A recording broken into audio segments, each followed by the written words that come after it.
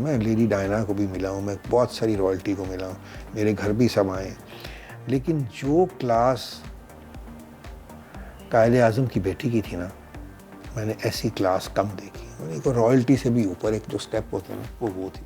ایسے غصے سے میں ہی دیکھا. Young man, I and my father only disagreed on one thing in our entire life. Quaid Azam کی بیٹی آئیں پاکستان, تو وہ ایک ایوننگ انہوں نے میرے ساتھ اسپینڈ کی. انہوں نے کافی, ہم نے کو 8-9 گھنٹے ہم نے اسپینڈ کیے. ہم کھانا کھانے گئے کوکوز کیفے. تو اب یہ پوری فوڈ اسٹریٹ نہیں ہوتی تھی, ایک کوکوز کیفے ہی تھا. وہاں ہم کھانا کھانے گئے. اس کے بعد ہم پھر یہاں آئے. میں نے ان کو بتایا, میں نے کہا آپ یہاں بیٹھیں, اس کرسی پہ آپ کے والد بیٹھے تھے. انہوں نے ساری تصویریں دیکھیں جو گھر کے اندر میری اپنا قائد اعظم کی, میرے والد کے ساتھ, میرے دادا کے ساتھ اور فیملی ممبرس کے ساتھ. محترمہ فاطمہ جناح کی تصویریں ہماری خواتین کے ساتھ جب وہ تشریف لائی تھیں, تو بہت خوش ہوئی. اینڈ شی واز ویری ان کو, مجھے لگا کہ میں شاید ایک ایسے گھر میں آئی ہوں کہ جہاں ہر طرف یہ نہیں کہ ان کے باپ کی تصویریں تھیں, پینٹنگز تھیں, ایکچوئل فوٹوگرافس, میموریز. تو بڑی انہوں نے میرے سے کھل کے باتیں کی, بہت ہی کھل کے باتیں کی, دل سے باتیں کی انہوں نے. اور وہ میں نے تحریر بھی, ایک میں نے آرٹیکل لکھا تھا ڈان میں. اس آرٹیکل کا عنوان تھا وین ٹائم اسٹوڈ اسٹل. وہ ہے یوٹیوب پہ نہیں, لیکن اگر آپ گوگل کریں تو آپ کو مل جائے گا. میں نے زندگی میں صرف ایک ہی آرٹیکل لکھا, اس کے بعد نہ لکھا, اس سے پہلے نہیں لکھا. اور I think that was when I really poured my heart out in that article. تو ان سے میں نے پوچھا, میں نے کہا کہ میں کیا کروں, مجھے یہ آپ بتائیں. میں نے کہا میرے باپ تو اب دنیا میں نہیں رہے, تو you are the bloodline of the leader, تو آپ مجھے بتائیں کہ میں کیا کر سکتا ہوں. تو انہوں نے مجھے آئیڈیا یہ دیا کہ تم میڈیا کی طرف سوچو, تمہارا جو پیغام جو تم دینا چاہتے ہو وہ کوئی پلیٹ فارم کریٹ کرو کہ جس سے تم ایک اپنی قوم کو یا اپنے لوگوں کو تم یہ جو پیغام تم دینا چاہتے ہو تو تم دو. اور بھی بہت ساری باتیں انہوں نے کی جو میں کرنا نہیں چاہتا یہاں, کیونکہ ان کی فیملی کو شاید وہاں پرابلم ہو. لیکن بہت ہی اپنا I think that was probably the one of my most emotional time. وہ جو 6-7 گھنٹے تھے نا, کیونکہ ان کی طریقہ بات کرنے کا بالکل اپنے باپ کی طرح کی ان کی آواز تھی, روب دار, گرج دار. کوئی ان کو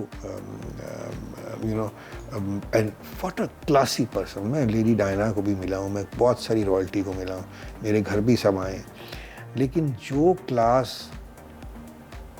قائد اعظم کی بیٹی کی تھی نا, میں نے ایسی کلاس کم دیکھی. رائلٹی سے بھی اوپر ایک جو سٹیپ ہوتا ہے نا وہ تھی. اور بڑا مجھے ان سے سیکھنے کو ملا. بہت سی باتیں میری انہوں نے مائنڈ میرا کلیئر کیا.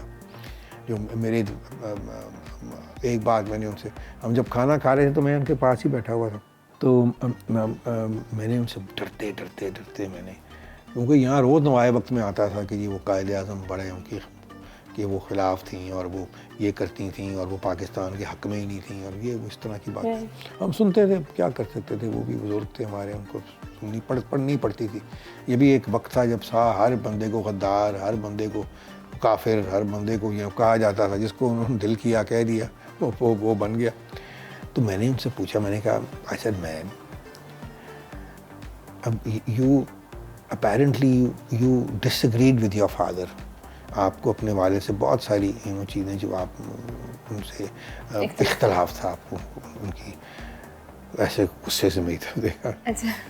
Young man, I and my father only disagreed on one thing in our entire life and that was my marriage.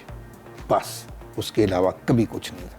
صاف انہوں نے بتا دیا کہ میں کوئی کون کہتا کہ میں اپنا جو میرے باپ نے کیا بالکل ٹھیک کیا. ہاں میرے اختلاف تھا ان کے, وہ میری شادی کا.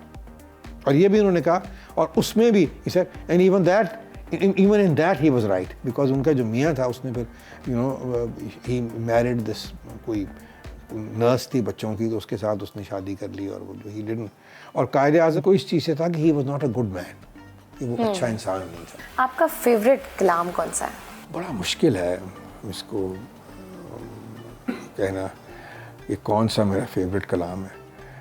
لیکن میرا خیال ہے کہ جو 2 البمز میں نے راحت کے ساتھ کی ہیں, ایک کلام اقبال پہ 3-4 کلام تھے اس میں علامہ صاحب کے, اور جو غالب پہ جو وہ 2 میری میں خود سمجھتا ہوں کہ یہ میری ماسٹر پیس ہے. آپ میں کون سی ایسی خوبی ہے جو آپ کو بہت سے لوگ پسند کرتے ہیں؟ I don't know, I think I'm just generally I believe کہ انسان جو ہے نا اگر ایک تو forgiving اس کو ہونا چاہیے، کیونکہ یہ جو دشمنی کا اور یہ بغض کا جو بوجھ لے کے انسان نہیں جی سکتا. دوسری بات یہ ہے کہ آپ اگر رحم دل نہیں ہیں، پہلی بات، بلکہ دوسری بات، اگر آپ رحم دل نہیں ہیں تو آپ مسلمان نہیں ہیں.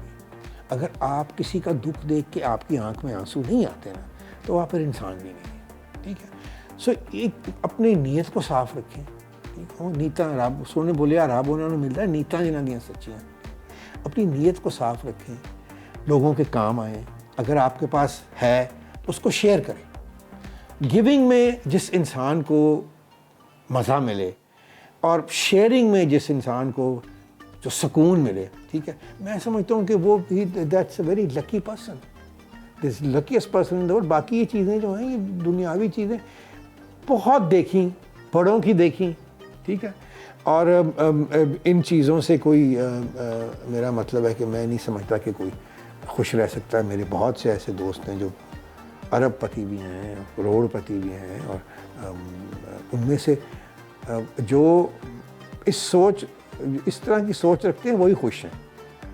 باقی نہیں ہیں چاہے جتنے مرضی.